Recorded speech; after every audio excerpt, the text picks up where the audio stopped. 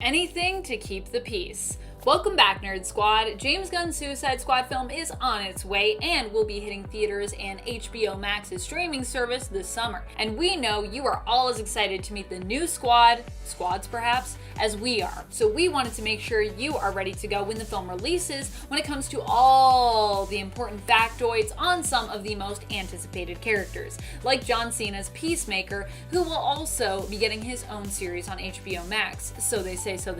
Join me as we count down the top 10 Peacemaker facts you need to know, and get ready to fight for peace. Alright, let's get counting. Number 10, his name. Peacemaker fights to keep the peace. There are people who share a similar name, known as peacekeepers, who operate all over the world, being sent to nations to basically help negotiate for peace and maintain it during times of conflict. I actually was once a pen pal with a peacekeeper in Canada when I was a kid. I'm not joking about that, that's a real thing that happened to me. However, while the meaning behind his name seems rudimentary, Peacemaker makes the peace, did you also know that Peacemaker is the name of a gun? The Colt Single Action Army is a revolver, sometimes referred to as a Model P or a Peacemaker. True facts. This type of gun was in service during the late 1800s, way before Peacemaker existed, but then it is possible, though unlikely, that the name of this gun could have inspired the name for the character, because it predates the character. Still, either way, I just thought it was cool.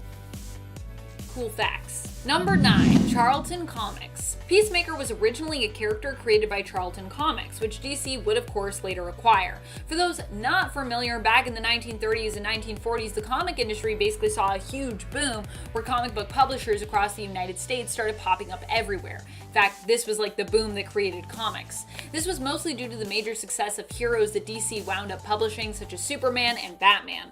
Charlton Comics was one such publisher that popped up around this exciting time in comic book history, starting up in 1945 under the name TWO, Charles Company, named after the co-founders Ed Levi's and John Santangelo Sr.'s two sons. Both had sons named Charles, you get it? The publisher went defunct in 1986 and was known during its time in the industry for its unique approach to having every part of publishing done in-house, from editing to printing. It was also known for being one of the cheapest comics around, both in practices and in consumer cost. And friends, before we move on to this next spot, if you are loving this list and you want more lists about cool Suicide Squad members, let us know in the comments below and show us you love it by giving this video a thumbs up. Number 8, initial appearance. What we know of Peacemaker and his motivations now actually contradicts what kind of character he was originally from his Charleston days. In Fightin' 5, issue 40, where the first incarnation of Christopher Smith originally appeared, he was a diplomat and a genius inventor who only became Peacemaker when there was no other option left. His motto there was more like, sometimes you have to fight violence with violence, but ideally, don't do that when you can. This version of Christopher Smith still had his trusty helm, but it wasn't as steeped in his own guilt and turmoil as we'd see later on, and was just a piece of equipment. In fact, later on in his own series from Charleston, The Peacemaker from 1967, in issue 4, he would reveal that his reason for becoming Peacemaker and fighting the good fight was simply because man is civilized, governed by law, but unfortunately there are madmen who will not obey those laws and will not submit to the sanity of diplomacy. The Peacemaker is an action buffer between these madmen and global war. So he was really only around as a hero as a buffer or as a last resort when villains wouldn't listen to diplomacy. But mostly he preferred diplomacy to violence. Like I said, that would change later on. Number 7, Vigilante. Christopher Smith would get a revamp on his character when he came to DC and appeared in their series, Vigilante. There he would be much more similar to the Peacemaker that we have come to know today in comics. A ruthless anti-hero and sometimes villain who is on a mission to achieve peace, whatever the cost. His appearances in Vigilante set him up as a far more violent character, who also was much more unhinged. He appeared in DC's Vigilante series from the 80s, from issue 36 to 38, and then issues 41 to 43, and finally in that final issue, issue 50, before he got his own miniseries, where the character would be reworked again to be more like a cross between the Charleston version of the character and DC's version version. Less unhinged, more stable, and more of a diplomat, but still violent and more haunted by his mistakes. Number 6. Hippocratic motivation. Peacemaker has come a long way, and in the modern day can sometimes be depicted as one of the most violent and extreme characters out there. Peacemaker, Christopher Smith, is still an agent of peace, but his methods aren't usually non-lethal anymore, because while he still very much believes in peace, he believes in it so much that he's willing to get his hands dirty. In other words, Smith believes that killing just about anyone that needs killing is necessary in order to achieve peace. So his whole motivation as a hero is kind of contradictory. Peace usually means an end to violence, where we don't fight with one another, but we simply strive to get along. This is what living peacefully is about: harmony, nonviolence, coexistence, understanding. And yet when people refuse to accept peace, Peacemaker is willing to go all non-peace on them and go all violent on whoever stands in the way of his mission. To bring peace to all, to fight for peace. How can you fight for peace when it's anti-peaceful? Coming in at number 5, we have Rick Flagg. Spoiler alert if you haven't seen James Gunn's The Suicide Squad yet, but one of the better twists of the movie, and the reason Peacemaker's solo series was such a surprise, is because Peacemaker was such a fantastic villain in the film. Ordered by Amanda Waller to prevent information on Starro from getting out to the public, Peacemaker is forced by his twisted moral code to fight and eventually brutally kill a hero he admired, Rick Flagg, who is disgusted that he got beaten by a man such as Peacemaker. It's a pretty devastating death scene in an otherwise pretty comedic movie, and unlike other hypotheticals on this list, we got to see all too well that Peacemaker can definitely beat Rick Flagg. Coming in at number 4, we've got what's sure to be a controversial pick with Spider-Man. No, these two characters have never crossed over and interacted before, but if the corporate overlords ever allowed it, I'm not sure I would bet on Spidey. Peter Parker would obviously not agree with Peacemaker's brand of justice, given how often he gets into conflicts with other violent vigilantes like Punisher and Daredevil, and would likely try to defeat Peacemaker if they ever met. However, unlike most heroes, Peacemaker wouldn't be startled by the fact that Spider-Man is just a teenager. As we mentioned before, Peacemaker is willing to fight and kill anyone in the name of peace. And this means the usual moments that older members of the Avengers would have of expressing worry at Spider-Man's youth would mean absolutely nothing to Peacemaker. So, hope your spider sense still works, Peter. Otherwise, Peacemaker is coming for you. Coming in at number 3, we have Batman. Unfortunately, due to YouTube's monetization policies, I can't repeat any of the colorful language that Peacemaker uses to describe Batman on the show, but it's safe to say that Peacemaker isn't a fan, whether out of genuine dislike or because of jealousy at the fact that Batman is apparently a much more beloved figure in the dceu now. Whatever the case, Batman actually would have a hard time dealing with an individual like Peacemaker because of the vast difference in their vigilante styles. Batman refuses to kill, whereas Peacemaker is all about killing in the most over-the-top and gratuitous ways possible. Whereas Batman would be trying to capture Peacemaker alive, Peacemaker would be willing to blow up an entire building just to fry the bat. And while you can argue about the morals of being a superhero, Peacemaker's brutality just might take the win here. Coming in at number 2, we have Steve Rogers, aka Captain America. In a way, the modern incarnation of Peacemaker can be seen as a commentary on patriotic superheroes like Captain America, showing just how terrifying someone willing to do literally anything for their country or ideology would be if they also dressed up in a colorful helmet and costume. Whereas Captain America has been shown to become introspective on what justice actually means, and whether following his country is always the right option, Peacemaker is Cap's patriotism taken to the extreme, and who knows just how far he'd take that in a fight if the two of them ever had to meet. And finally, coming in at our top spot, we have the one and only Superman. I once again can't repeat what Peacemaker said about Superman on the show, but needless to say, these two would likely not get along. And while it seems easy to say that someone like Peacemaker could never hope to even injure Superman, the DCEU might actually beg to differ. The Suicide Squad movie makes a big point of noting how similar in skills and backstories both Peacemaker and Bloodsport are. And while Bloodsport ultimately wins their final shootout, both of them appear to essentially have perfect aim. And with Bloodsport being confirmed to have been locked up in the first place for putting Superman in the ICU with a special bullet, who knows just how badly Peacemaker would mess up Kal-El if he ever got his hands on some kryptonite ammunition. And in at number 10, we have Matter Eater Lad. One of the best parts of the Peacemaker HBO Max show so far has been seeing all of the out there references and Easter eggs that creator James Gunn has gotten away with making canon within the DCEU. And one of the most interesting references to another hero Peacemaker has met is Matter Eater Lad.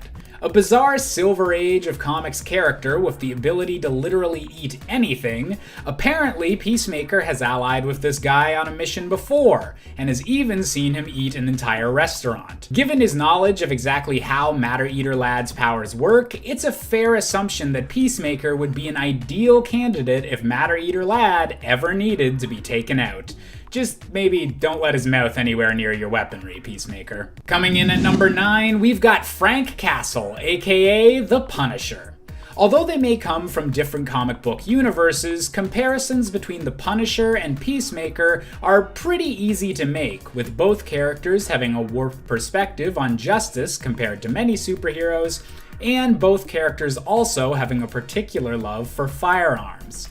The thing that sets these two characters apart, however, is that Frank Castle still has a line he won't cross when it comes to cleaning up crime, and would never willingly hurt a child.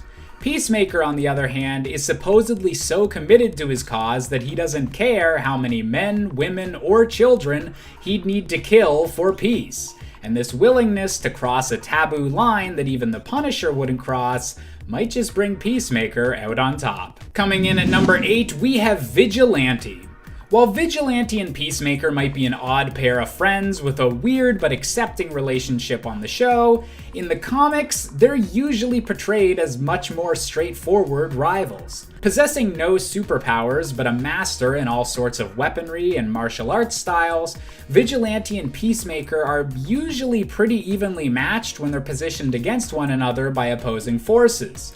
But given the extra abilities given to him by his variety of helmets, Peacemaker has just a few more tricks up his sleeve than his sometimes partner, sometimes rival. Coming in at number 7, we have Batmite. Another character made canon in the DCEU by an offhanded reference, Batmite is a troublesome imp from the same fifth dimension as the Superman villain Mr. Mxyzptlk. Except this guy is a huge Batman fanboy and loves to be a giant nuisance to the Dark Knight. Given Peacemaker's annoyance of being compared to such a tiny and infuriating character, it seems likely that he'd try to find a helmet specifically to take on a fifth-dimensional villain, which sounds ludicrous, but we've already seen that Peacemaker's father has space warping technology in his secret supervillain bunker. Whatever the case, Peacemaker's brand of violence would definitely be a shocking change of pace for the character of Batmite, so maybe the imp should watch his back after getting mentioned on the show. Coming in at number 6, we have Aquaman. As a superhero, Aquaman was a bit of a joke character for a long time before more recent incarnations have begun to successfully inject just the right amount of seriousness to the character. However, that doesn't stop Peacemaker from saying some not safe for work things about Aquaman on the show, and given both John Cena and Jason Momoa's amount of muscle, that would be one hell of a showdown to see. When asked in a promotional interview if Peacemaker could beat Aquaman in a fight, John Cena replied that Aquaman's fitness was one of the only superheroes that gave him pause. However, given how the Peacemaker team was able to handle a gorilla in last week's episode, maybe animal superpowers aren't the best defense against a hero as violent as Peacemaker. Number 5, killed Rick Flagg. Even in the comics, Rick Flagg and Peacemaker, who has also been on the Suicide Squad in the Prime Earth continuity, did not seem to get along. So if you know that about them, you shouldn't be surprised that their different ideologies left them in a one-on-one fight in the end in Corto Maltese during the Project Starfish mission in the DCEU film The Suicide Squad. although prior to that they did get along quite well. However, you might be surprised to hear that Rick Flagg actually ended up being killed by Peacemaker by the end of that fight. This is big spoilers for the Suicide Squad, but it's been a few months, so I'm assuming you've seen it. I mean, I hope you're not too surprised by that, because then it means that I did spoil it for you, and if I did, I'm sorry. But also, you should still watch the movie, it's very good. Either way, their fight is epic and full of suspense. I was, and I still am, on the edge of my seat when watching that fight. It's a great fight. Even I was amazed that Colonel Rick Flagg was permanently taken off the board by Peacemaker in that movie. That was a shocking twist that I did not see coming. One that really made me feel like I was watching a high-stakes Suicide Squad film, as it should be. Number 4, Not for Sale. This part literally made me laugh while also making my eyes like bulge out of my head in sheer incredulous amazement. In episode 3 of the Peacemaker series, Chris and his friend and fellow self-appointed crime fighter, Vigilante, find themselves captured by one of their targets, a butterfly who appears to be US Senator Goff. And if you don't know what a butterfly is, when you watch the show, it will become clear. And I'm not going to explain it to you because I don't want to spoil anything. The senator proceeds to torment Vigilante, hoping that his cruel treatment will break Peacemaker and force him to give up information on their mission, who they're working for, and likely what they know. However, Peacemaker refuses, even when the senator threatens to cut off Vigilante's toes and then proceeds to follow through on said threat, starting out with his pinky. This whole sequence was brutal, dark, and hilarious in the best possible way, and Peacemaker's refusal to give in was both shocking but also pretty expected. Partway through the ordeal, the senator asks Peacemaker how he likes it, and he responds that he likes it a lot, and that he will not be broken no matter what happens to his friend Vigilante. He's like, I'll never give up. Meanwhile, Vigilante's like, please just give him something. I'm like dying here. Number 3, witnessed his father's death. While the Peacemaker show has taken a different direction with Christopher's father and his father's past, in the comics, Peacemaker's father is Wolfgang Schmidt. His father served in World War II, working for Germany and running one of their camps in Poland. This dark truth ends up being revealed about him and drives Wolfgang to take his own life, an act which was actually witnessed by his young son, Christopher, who was only a child at the time. It's believed that this is actually a huge part of what messed Christopher up in the New Earth continuity, traumatizing him and later causing him to have seeming visions of his father as he grew up. In these visions, Wolfgang spurs his son towards excellence in all things so that he might become worthy of his family's legacy. Yeah, it's pretty messed up. It's also going to be really messed up in the DCEU, so either way, it's a mess. Number 2, the intro. One of the most WTF moments from the Peacemaker series happens every episode near the beginning. That is, of course, the Peacemaker intro. It's so great. Seriously, this intro is so gloriously weird and bizarre. I love it so much. I love it so much I could sit and just watch it on repeat for like 2 hours. I could do that, I promise. The intro for Peacemaker involves a pretty amazing, elaborate, and oddly choreographed dance number with all the main characters and extra characters coming in and dancing with their own little groups.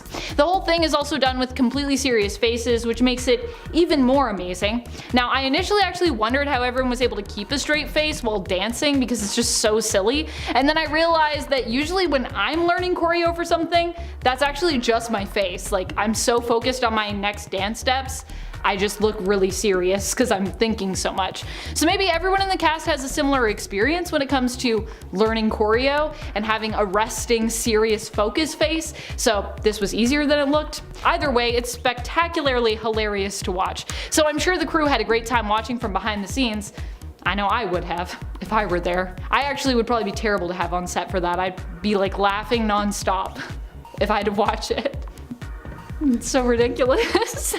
This is like my favorite one though, when they're like Number 1, assassinated the president. This one comes from an Elseworld story featured in Multiversity. In Pax Americana, we see a world where heroes are symbols that are often lifted up by the government. They're all American heroes, you know? Peacemaker, however, shocks the nation when he kills the president of the United States, especially being such an American hero. However, it's revealed through the course of the story that the hit itself was actually orchestrated by the president, and that Chris was actually working on his orders. It was all part of a master plan to save America from itself and usher in a new era of peace. However, that mission kinda ends up failing, with Peacemaker Christopher Smith becoming disgraced and the US exploding into a pandemonium of chaos. It starts with the assassination too, so it's pretty crazy. Number 10. Eagle hugs. I never expected to see an eagle hug anyone in a TV show, and yet here we are in the future.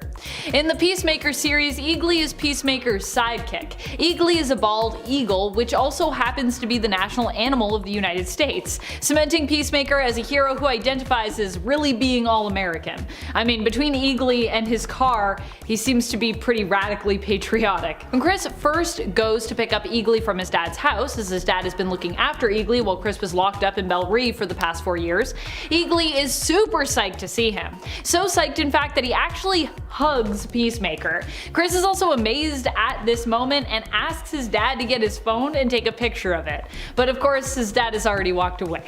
Hopefully there are more eagle hugs from his sidekick Eagly in Peacemaker's future though, and hopefully he can get that eagle hug selfie, cause that'd be pretty sweet. I guess it's kind of hard to take a selfie when an eagle's hugging you because they got big wings, bald eagles. They're big. They're scary big. It gives me flashbacks to just being chased by Canadian geese as well. Those things are also terrifying.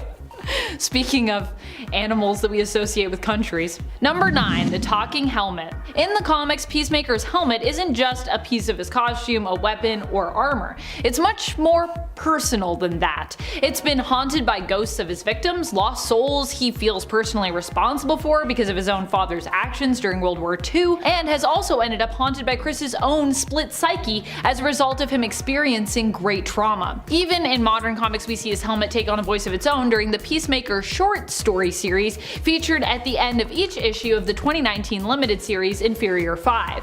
In issue number 2 of Inferior 5, we are given the chapter 2 to this story titled The Helmet, which shows how Christopher Smith's helmet often berates him into manning up and returning to being Peacemaker after suffering a great amount of PTSD as a result of the invasion event, which is referred to multiple times in this series. Although the invasion event, I believe, was something that happened in the 80s or 90s, so that's alright. We can still refer to it in 2019. We don't have to forget that it happened. It happened. And friends, before we move on to this next spot, if you are loving this list and you want to learn even more about some of the crazy stuff that Peacemaker has gotten up to, both in the show, in films, and all over the place in the comics, be sure to let us know by giving this video a thumbs up. There's a lot more stuff to talk about. These are just a few of my favorites. Number 8. Aquaman commentary.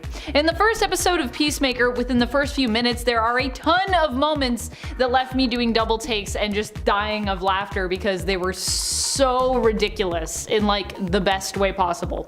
Included among them is the conversation that Chris has with the hospital's janitor, Jamil, who it seems he has befriended somewhat during his stay and his recovery there. He confides in him that he is really the famous hero Peacemaker, to which Jamil responds that he doesn't even know a superhero named Peacemaker, and the Peacemaker is most definitely not famous. He goes on to give the example of Aquaman as being a famous hero. Chris responds with nothing but disgust for Aquaman, adding that Aquaman gets intimate with fishes, and that he heard it from a reliable source on Twitter, from someone who goes by the name of Pepe the Frog 89, whom he doesn't think would lie for no reason.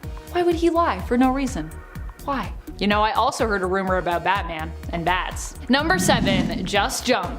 In episode 2 of the Peacemaker series, there are a bunch of wild things that go down. After accidentally stumbling upon and eliminating a butterfly, Peacemaker finds himself in his underwear and helmet alone, and heads back to the apartment he was in to get dressed. I'm trying to be a little bit vague here, by the way, with how I'm wording this, as I don't want to give too much away, so if you've seen the episode and you know what happens, you know what happens. And if you haven't, I hope I didn't spoil anything. I don't think I spoiled anything there, so yay. The police end up arriving on scene as there was an epic fight in the area with Peacemaker versus that target butterfly that likely had been reported. Stuck between the police and trying to escape to rejoin with his new team, Peacemaker is forced to use the balconies of the apartment building to escape. And he does this simply by throwing himself down floor by floor. The landings are brutal too, and it's quickly made clear that Peacemaker is not necessarily known for his grace or his agility, although he can definitely take a beating, it seems. That quickly becomes apparent, especially considering he was just in a knife fight prior to this and was only earlier in that same day, if you actually think about how much time has passed, discharged from the hospital. So that morning he gets discharged from the hospital, gets in a crazy knife fight, and then he's throwing himself off balconies. Ouch. Number 6, the Vision of Peace. The Vision of Peace was a catchphrase that Peacemaker's helmet was workshopping. Because remember, I said his helmet could talk to him. Like the example I gave for one of the times that happens in modern comics, this one is also from the Peacemaker stories included at the end of Inferior 5. In issue number 3 of that comic, Peacemaker ends up in a fight with KG Beast, and his helmet decides to unleash a peace dove shaped energy or laser blast which blows off KG Beast's face. The helmet refers to this as giving KG Beast the Vision of Peace, which of course seemingly leaves his face entirely blown off. Poor KG Beast, he's always getting his head blown off. Can never get a break. Killed the president. All in the name of peace though. Of course. And also because the president actually asked him to assassinate him. Fun fact. In the Multiversity Pax Americana story, Chris Smith is a government hero who works with and for President Harley.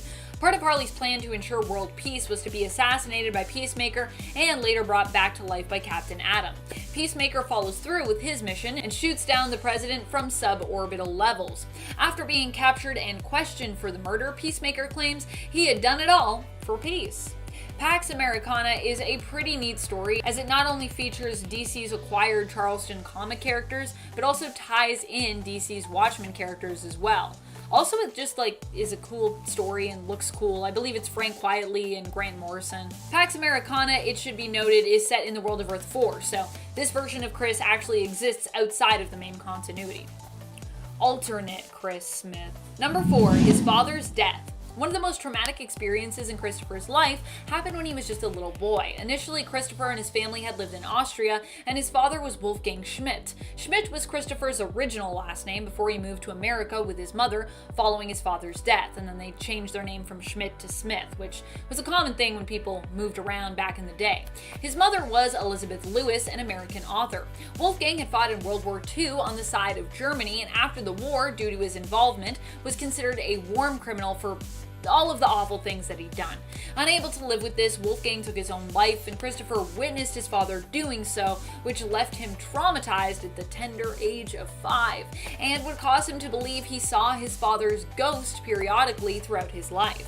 Number 3, his trusty helm. In James Gunn's Suicide Squad trailer, we hear Bloodsport mock Peacemaker's toilet-looking helmet, I think he calls it. But although it might look ridiculous, that helmet actually is a huge part of his character and serves a much greater purpose. While wearing his helmet, Peacemaker hears the spirits of those who were killed by his family's fortune. His helmet serves to connect him to those who died because of his and his father's actions in 2 different wars and military services. His father worked on the side of the Axis, and more specifically Germany, during World War II, and even ran a camp himself. And Peacemaker, Christopher, served in the US military and was held responsible for massacring a whole village filled with civilians while abroad. The souls can be seen in a way as offering guidance, but more often serve to kind of haunt Peacemaker and remind him of why he fights for peace and why it's so important, sort of representing his guilt. As I said earlier, Peacemaker also hears the voice of his father and sometimes sees his ghost, who generally encourages him towards violence and encourages him to work hard and sort of earn his legacy. Hearing voices and believing that spirits or souls are trapped in his helmet often makes Peacemaker seem, well, kind of crazy. In fact, while he believes that these souls reside within his helmet, others are more inclined to believe that Peacemaker is actually suffering from schizophrenia. Number 2, gadgets and weapons. There is another reason Peacemaker wears his helmet as well. It's also a weapon. In fact, this is probably more logically why it was part of his outfit. Although, as I said, Peacemaker does still believe that souls reside within it, Peacemaker's helmet can be used in a fight to fire sonic blasts at his enemies, stunning them temporarily. And I think originally his helmet was actually like a laser. He also comes equipped with a bulletproof outfit and a jetpack. Number 1. Multiple Peacemakers. Christopher Smith, the version of Peacemaker we've spent much of this list talking about, isn't the only Peacemaker out there. Christopher Smith was the original, and his creation was credited to Joe Gill and Pat Boyett, although obviously he's changed a lot over the years. He deals with the shame of his family and later the guilt of his own actions, which prompts him to fight so hard, even going so far as to kill all in the name of peace. At least in DC. And so we have kind of Charleston Comics Christopher Smith, and then we have New Earth Christopher Smith, and then rebooted Christopher Smith from the Prime Earth, which are all really one version. Then there was the brief appearance of the new Peacemaker in Justice League International, who was part of the League Busters Peacemaker 2. Following that, we had Mitchell Black as Peacemaker, who was formerly a surgeon before turning to a life of vigilante heroics, recruited by the Peacemaker Project to become the head of their enforcement division. This version of Peacemakers were used to help resolve conflicts around the globe, being sent out to whatever nation had the most need of them. So kind of closer to like what peacekeepers are, but like heroes? So they were still violent? Whereas peacekeepers aren't usually violent. I don't think they're violent at all, actually. I don't know. If you're a peacekeeper and you're violent, though, let me know in the comments, because I only pen palled with one peacekeeper.